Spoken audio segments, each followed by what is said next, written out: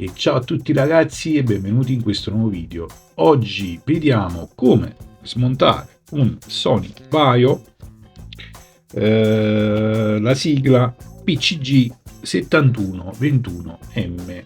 Andremo a fare una pulizia della pasta termica, del processore, cambieremo l'hard disk con un nuovo SSD e andremo a installare due banchi da 4 GB di RAM. Quindi faremo un bel upgrade, perché questo, anche essendo un modello un po' vecchio, è comunque ancora un buon computer. Togliendo lo sportellino in basso a sinistra accediamo facilmente all'hard disk e togliendo lo sportellino, il più piccolo, avremo un facile accesso alle memorie RAM. Per rimuovere l'hard disk basterà semplicemente svitare queste due piccole viti e farlo scivolare verso la sinistra, in questo modo, alzarlo e viene via. Togliamo i due banchi di RAM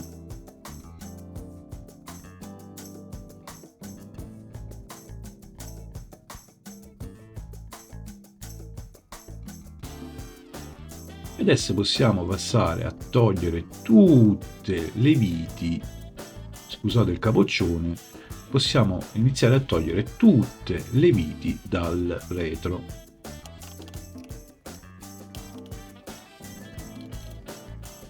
Rimuovendo queste due viti possiamo sfilare il lettore CD. Una volta rimosse le due viti basterà semplicemente sfilarlo verso l'esterno.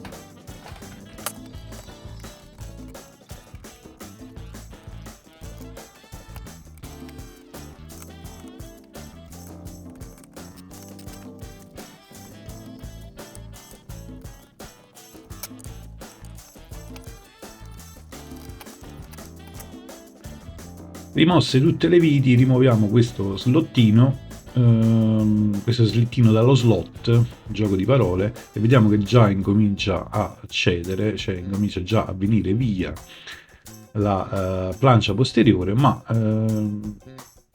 con l'aiuto di un plettro di plastica o qualcosa possibilmente non in metallo per non graffiare la scocca, andremo a staccare meglio le due scocche e vediamo che comunque va via facilmente e abbiamo accesso alla mainboard.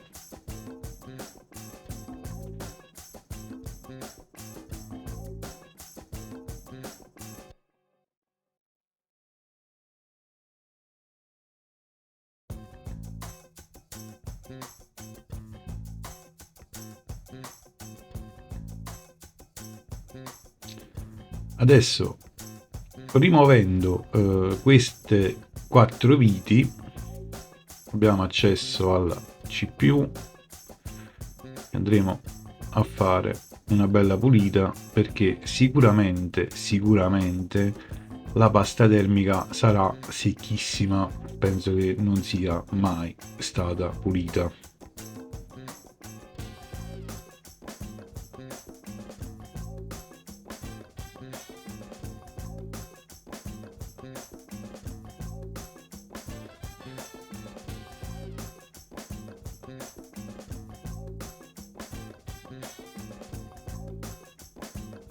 Rimuovendo queste altre due viti andremo a rimuovere il dissipatore della GPU.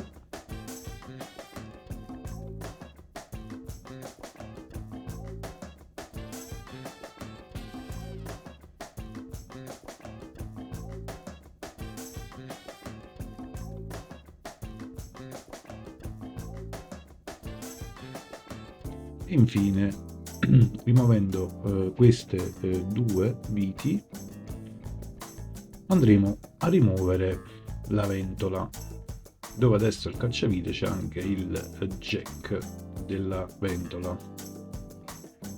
Infatti, come vedete, è talmente secca la pasta termica che fa fatica ad alzarsi il dissipatore dalla CPU.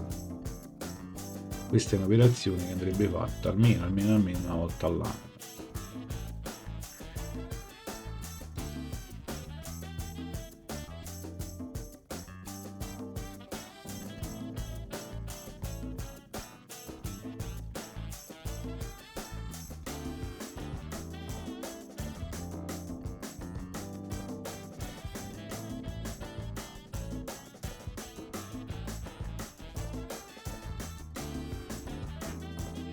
Come vi dicevo, la pasta termica è talmente secca che la CPU e il dissipatore ormai sono tutto un pezzo.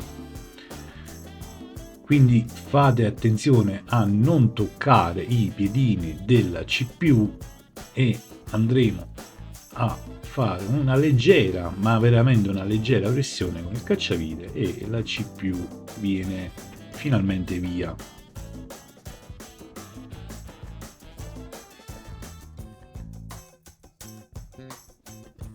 Quindi andiamo a riposizionare la CPU, chiudiamo, serriamo il carrello e con dell'alcol etilico andiamo a pulire, a rimuovere tutta questa pasta termica secca.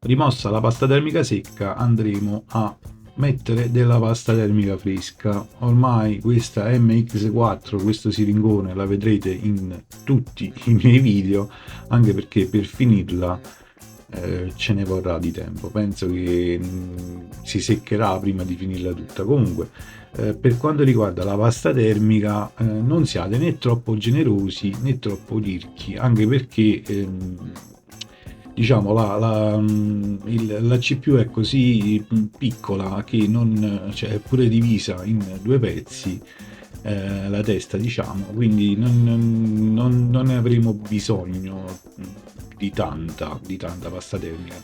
Comunque non siate né tanto generosi né tirchi, e io non vado nemmeno a spalmarla, perché con la pressione poi del dissipatore si andrà a mettere uniformemente.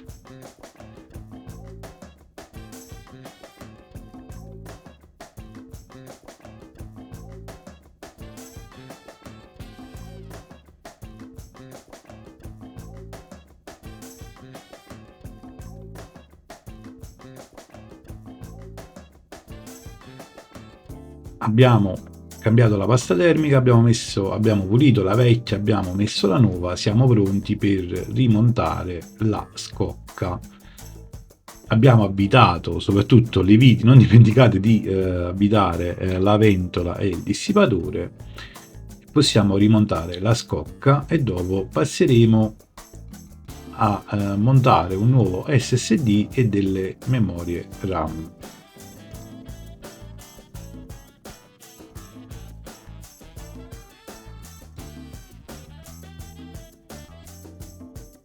Quindi come SSD andrò a montare un BX500 della Crucial e delle memorie RAM, uno da 4, uno da 2 e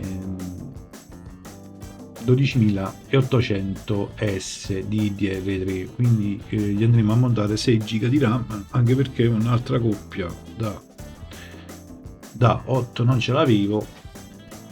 L'SSD della Crucial è una scelta economica, siamo sotto i 30 euro, quando c'è qualche promozione, qualcosa, riusciamo a portarcelo a casa anche per 25 euro, così. ma a livello di prestazioni, a meno che non avete delle esigenze grandissime, va più che bene.